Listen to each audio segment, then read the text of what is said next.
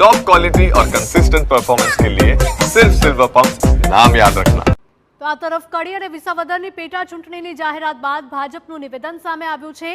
બંને બેઠક પર ભાજપની જીત નિશ્ચિત છે તેવું યજ્ઞેશ દવેએ નિવેદન આપ્યું છે। વિસાવદર બેઠક પર આ વખતે ભાજપનો વિજય થશે। ભાજપના તમામ કાર્યકર્તાઓ સતત ઇલેક્શન મોડમાં હોય છે। કોંગ્રેસ આમ આદમી પાર્ટીમાંથી ગમે તે ઉમેદવાર હોય, ગુજરાતની પ્રજાનું સમર્થન ભાજપને છે।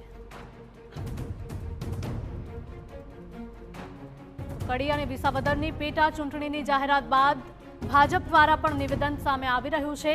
બંને બેઠક પર ભાજપની જીત નિશ્ચિત છે તેવું યજ્ઞેશ દવેએ કહ્યું છે। વિસાવદર બેઠક પર આ વખતે ભાજપનો જ વિજય થશે તેવો વિશ્વાસ પણ યજ્ઞેશ દવેએ વ્યક્ત કર્યો છે। ભાજપના તમામ કાર્યકર્તા સતત ઇલેક્શન મોડમાં હોય છે। એટલે ભારતીય જનતા પાર્ટી એ સતત ઇલેક્શન મોડમાં હોય છે અને કોઈ વિશેષ એને તૈયારી કરવાની હોતી નથી। કેન્દ્રની અંદર જે પ્રમાણે આદરણીય નરેન્દ્રભાઈ મોદીની સરકાર છે અને ગુજરાતની અંદર ભારતીય જનતા પાર્ટીની સરકારનું નેતૃત્વ જ્યારે ભૂપેન્દ્રભાઈ પટેલ કરી રહ્યા છે, તો સરકારની લોક કલ્યાણકારી યોજના હોય કે પ્રજાલક્ષી યોજના હોય, એ ભારતીય જનતા પાર્ટીનો કાર્યકર્તા સતત પ્રજા સુધી પહોંચાડતો રહ્યો છે।